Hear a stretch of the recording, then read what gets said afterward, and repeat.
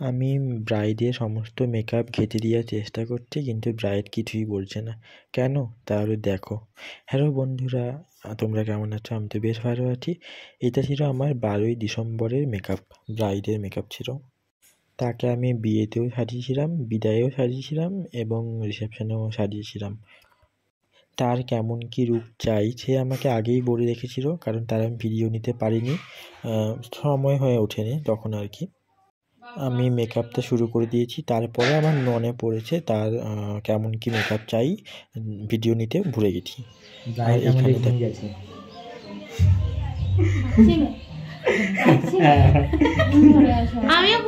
Bride মাঝখানে ঘুমিয়ে গেছিল। এটা নতুন কিছু নয়, সবার ক্ষেত্রেই হয়।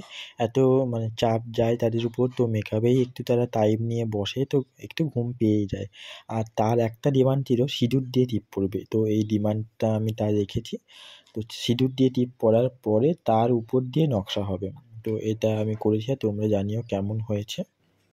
আর এরপর তাকে আমি তার পুরো রূপটা দেখাবো, দেখি সে কি বলে। তোমার রূপ কেমন লাগছে? ফোন করছে, ভালো লাগেনি। হ্যাঁ ভালো লাগেনি? মেকআপ তুলে নেবো। ঠোঁটটা দারুণ তো, ওই নিউডের থেকে দারুণ। এই মা হয়তো বিয়ের দিনের থেকে বেশি ভালো লাগছে আজকে। আচ্ছা আচ্ছা, চোখটা পছন্দ হয়েছে? হ্যাঁ, কালকে আসতে বলো। চোখটা কিন্তু কমপ্লিট হয়নি, বাকি একটু বাকি। এত সুন্দর লাগছে, কলকাটা দারুণ হয়েছে। দারুণ দারুণ। সে একটু মজা করার চেষ্টা করেছিল, তো যাই হোক। আর এখানে তো আমার ব্রাইডকে পুরো পাগল পাগল লাগছে, যেহেতু হেয়ারটা হয়নি। আর হেয়ারটা বিয়ের দিনে হেয়ারের পরে সে চুল ধুতে পারেনি, অনেক নিয়ম থাকে। তো চুলটা যাই হোক অনেক কষ্ট করে আমি ম্যানেজ করেছিলাম। আর এই দেখো তার ফাইনাল লুক। তোমরা অবশ্যই আমাকে জানিও কেমন লেগেছে তার লুকটা। আর আমি এটা হতে তাকে দেখাচ্ছিলাম যে মেকআপটা কিছু হবে না, কেউ হাত দিক ঘষুক কিছু হবে না, তাকে ডেমো আমি দেখাচ্ছিলাম। এটা আমি সবার ক্ষেত্রে দেখানোর সময় হয়ে ওঠে না, তারা থাকে, কিন্তু তার একটু টাইম ছিল হাতে, তাই আমি এই ডেমোটা করে তাকে দেখিয়ে দিলাম। আর এই দেখো সামনে থেকে দেখাচ্ছি, মেকআপের কিছু হয়নি এত খাতার পরেও। এরপরে আমি দাদাকেও একটু রেডি করে দিলাম, একদম হালকা, সে করবে না, একদম হালকা করে। তার বউ তাকে খুব জোর করে মেকআপ করেছে, তো আমি একদম সিম্পল, তোমরা দেখতেই পাচ্ছ। দিয়ে আমি ওড়নাটা করে দিলাম। এরপরে রিভিউ নিয়ে নিই। তোমার আজকের লুকটা পরে বলবে, তো তোমার বিয়ের লুকটা কেমন ছিল, কেমন কি রিভিউ পেয়েছো, কতক্ষণ ছিল আমাকে জানাও।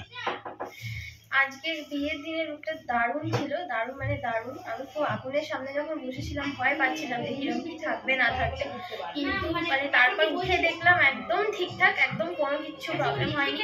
পরের দিন প্রায় সকাল 10টা-11টার সময় মেকআপ তুলেছি, কিন্তু ইচ্ছে করছিল না তুলতে, এতটাই ভালো হয়েছিল কি একটা ফটো কোথাও কিছু আমার হয়নি। এই যাই হোক। আর তারপরে বিদায়তেও আমাকে তুমি একটা মেকআপ করে দিয়েছো, যেটা নর্মাল পার্টি মেকআপই ছিল, তার সাথে একটু কলকা করে ব্রাইডই করে দিয়েছে একরকম।